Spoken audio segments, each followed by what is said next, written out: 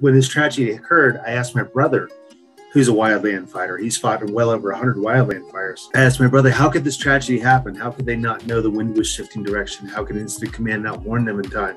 And he said, Rod, we're still using paper maps, compasses, and two-way radios to do our work with. That astounded me. And so since I do have a background in technology, I decided to make a system with the aid of my firefighter brother to meet all the needs of wildland firefighters, since they work in remote, austere, cellular denied areas more than 90% of the time. My brother tells me that more than 90% of the time he's on a fire, there's absolutely zero cell phone service. And even if they had cell phone service, there's so many people on a fire, usually they couldn't know where everybody is and be able to communicate with them effectively. So we designed a system to do just that.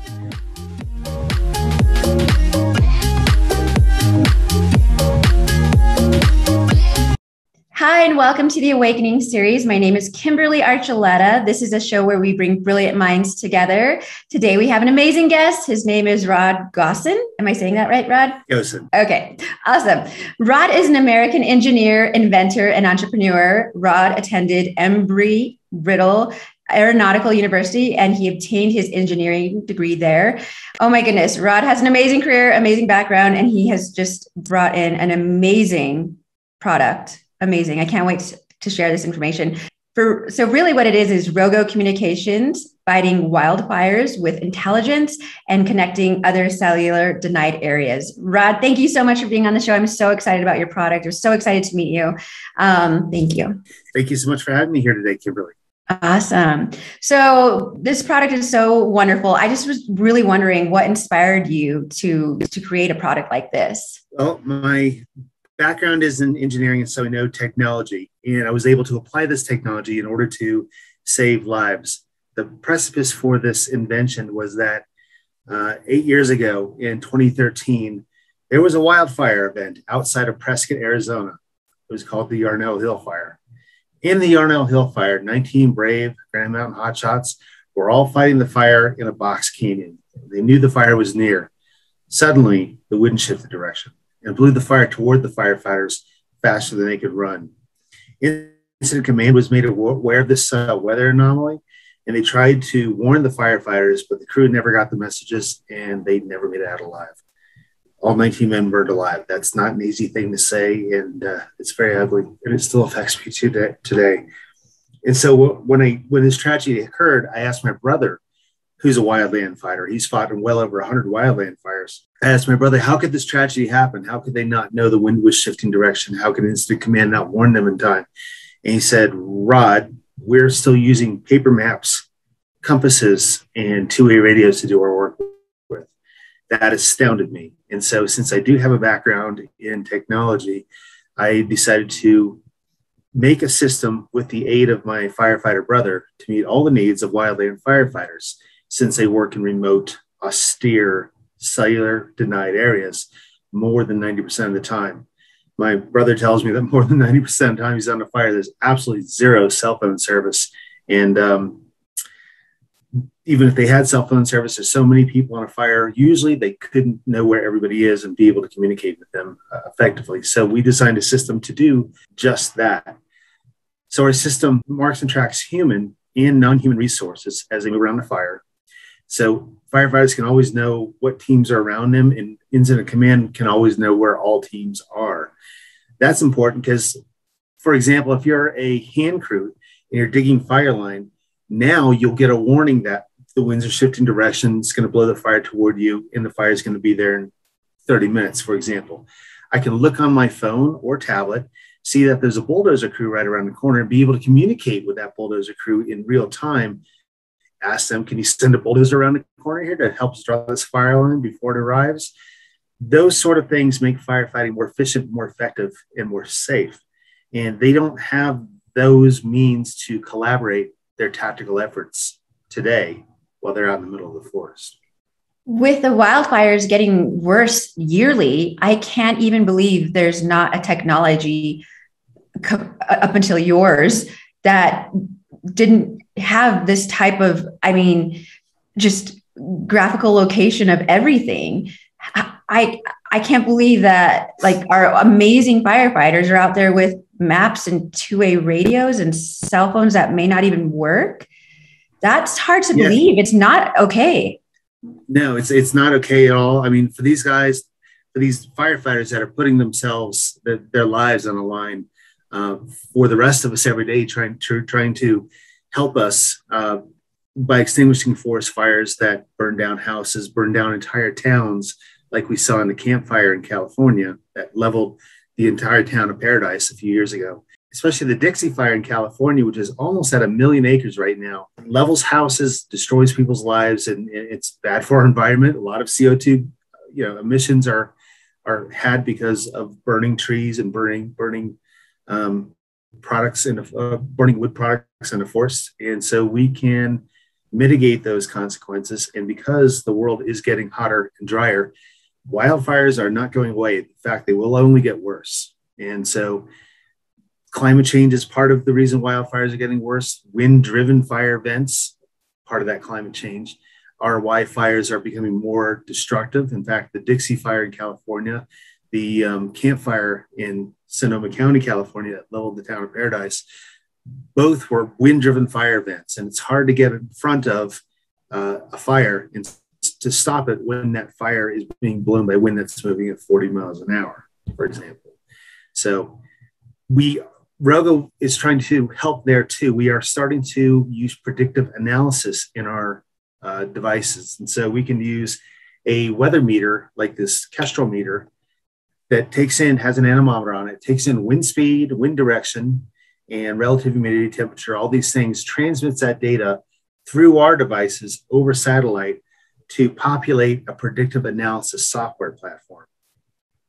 Then using that weather data and knowing the exact GPS position of this meter, plus knowing the slope, topography, fuel types in the area, even the moisture content in those fuels, we can pretty accurately predict where the fire is going to move and how fast it's going to get there. And that's through, sorry to interrupt, but that's through this satellite, or, I mean, because obviously not through cell towers. Yes. And so this device connects with our device. Our device that marks and tracks resources and sends in data over satellite is called a drop block. So this connects to our drop block over Bluetooth. The drop block extracts this data, sends it over satellite back to a place where actual decisions can be made on that data. That place could be, a predictive analysis software platform. We can send raw wind speed, wind direction information back to the incident meteorologist, known as an IMET, or the fire behavior analysis, known as an FBAN, which every major fire has both an IMET and an FBAN on it to predict where the fire is going to go and how the wind is going to affect it. And then that informs the incident commander on tactical decisions that can be made to better extinguish the fire faster. And this is all in real time. With the delay is a couple of seconds because we're transmitting up to satellites that are orbiting 500 miles above the Earth and then back down, so 1,000-mile round trip, but more or less in real time. I was using one of our devices to transmit data through the incident management platform called ATAC, which is used by our military all over the world to organize their tactical efforts.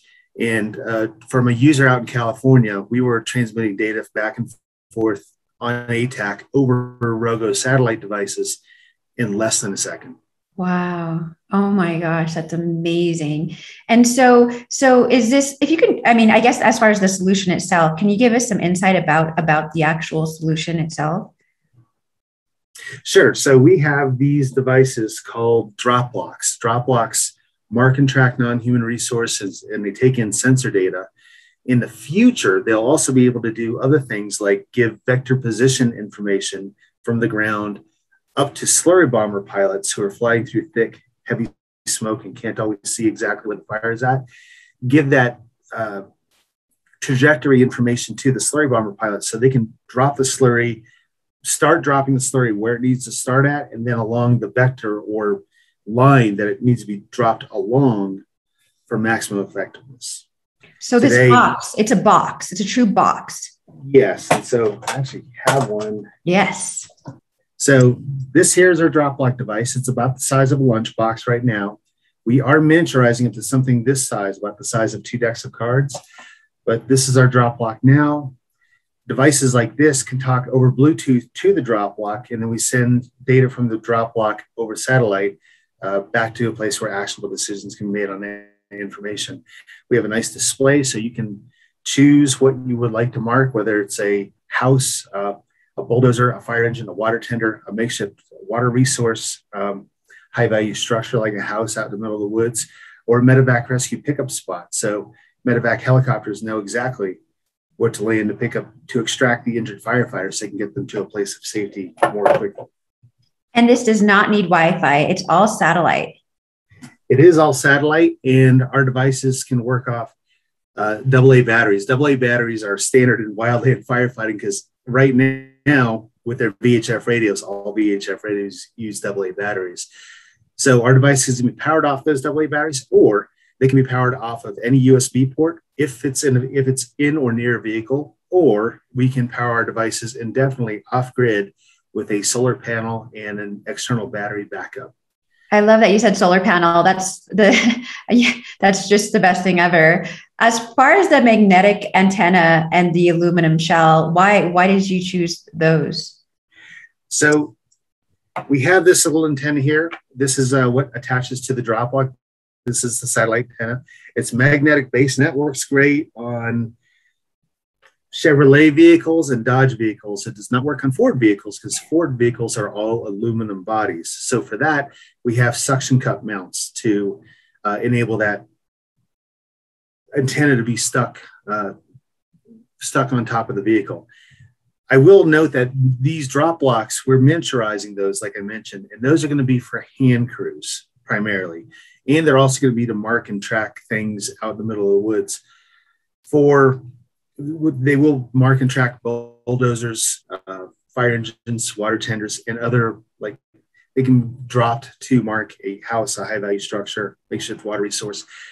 For strike force leaders, task force leaders, everybody besides hand crews are on foot. All other leader types are usually in a vehicle. If they're in a vehicle, power and weight aren't so much of a problem. And for those leaders, since power and weight aren't a problem, we have a 700 kilobits full IP satellite connection. That means that they can be in their vehicle, connect their laptop or tablet over Wi-Fi to the antenna suction cup mounted on top of their roof, and they can have a full 700 kilobits connection to an incident management platform. That enables us to run full versions of ATAC, Intera, Rhodium, Fire Response, or any other incident management platform. That also allows us to pull in data onto those platforms that inform of predictive analysis capabilities. So the ability to send data from the field, wind direction, wind speed, et cetera, combine that onto a predictive analysis software platform, and then push that data back out over satellite and layer it on top of an incident management platform.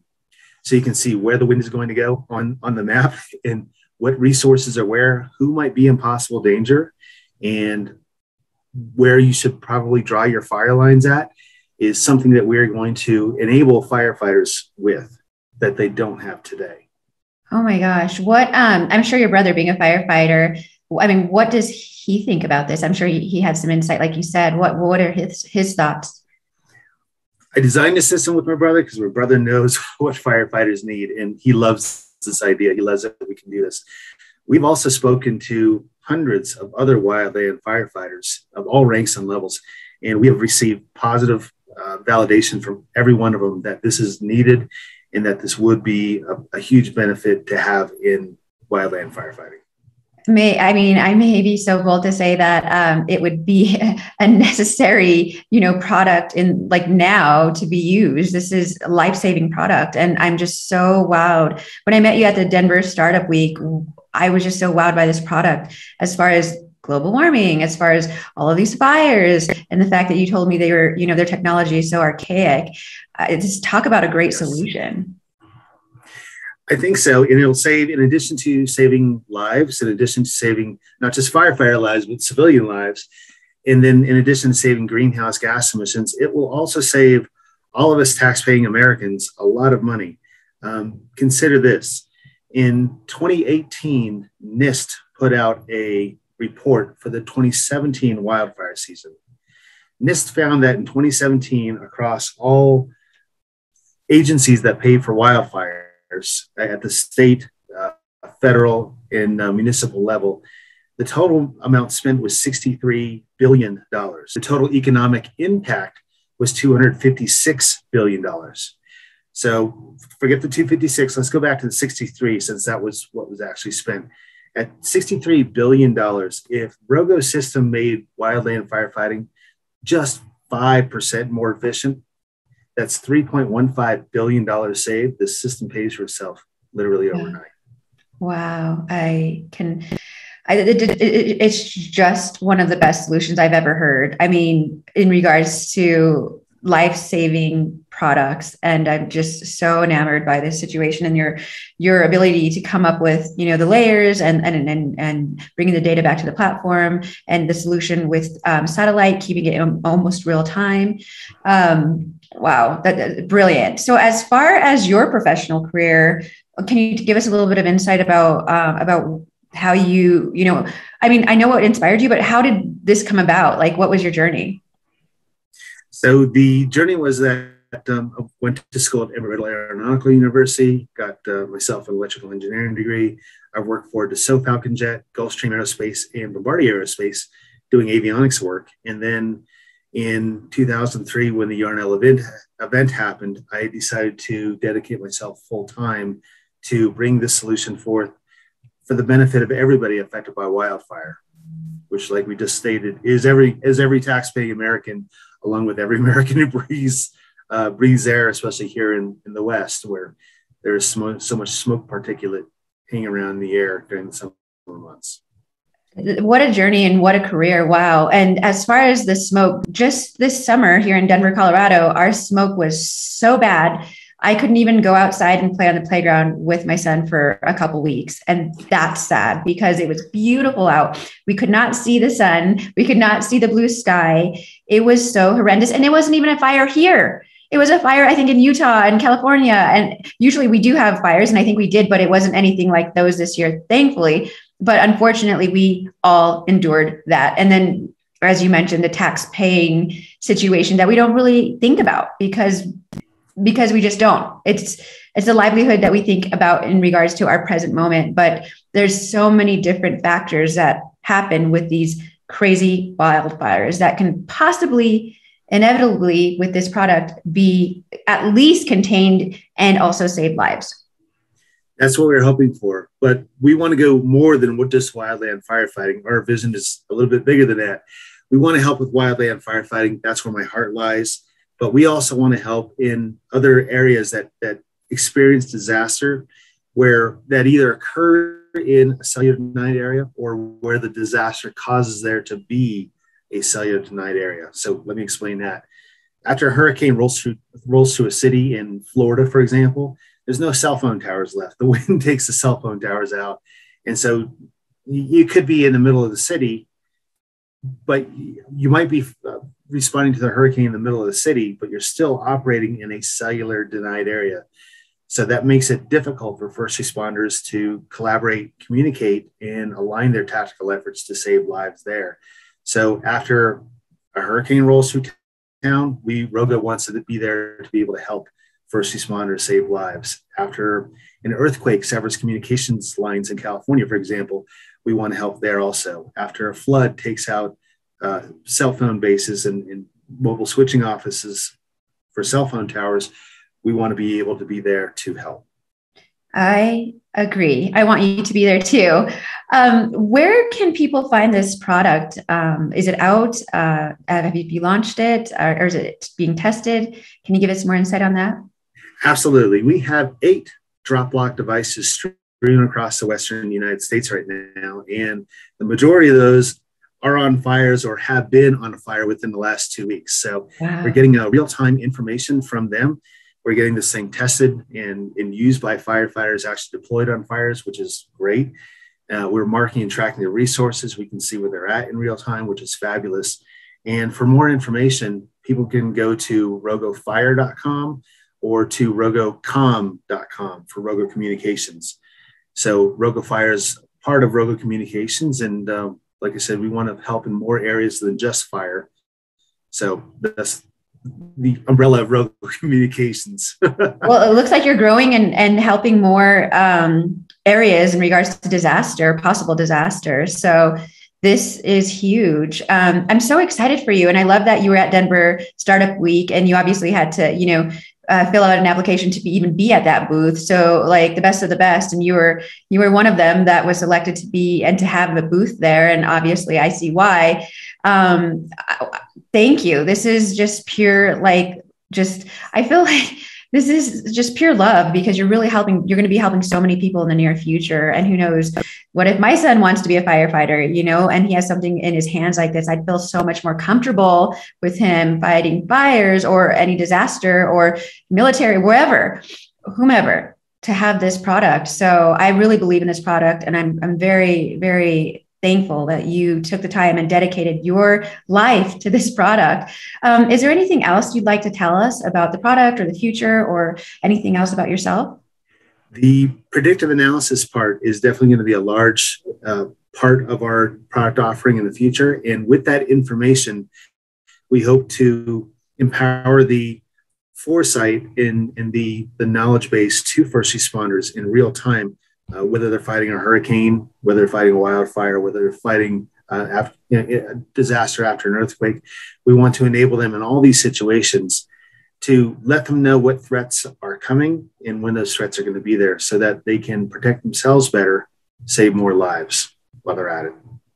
Thank you. Thank you so much for what you're doing and what you've done. And you're brilliant. And your brother, I wish him well. He's in Breckenridge, I believe you mentioned.